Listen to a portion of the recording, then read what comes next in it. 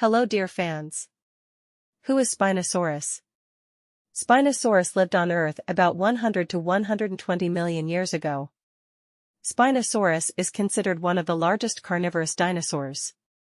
It weighed 6 tons, and the length of the body, including the tail and neck, was 17 meters.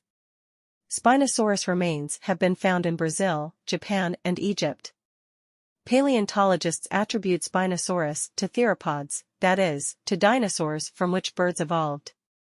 This dinosaur had a long tail and neck, an extended skull, a narrow jaw, and massive lower limbs. He had very sharp teeth. A distinctive feature of the Spinosaurus is the presence of bone rods on its back, with a skin membrane stretched between them. Scientists have long puzzled over why the dinosaur needed a membrane. One of the versions, the membrane worked like a solar battery.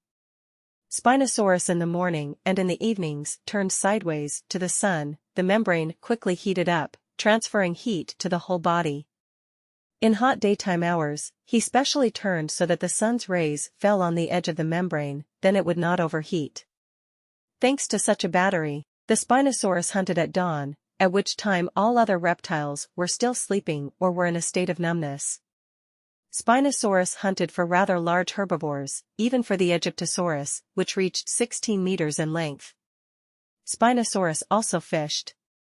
These dinosaurs moved on 2 legs. On the hind and forelimbs there were 3 fingers with huge claws bent downward.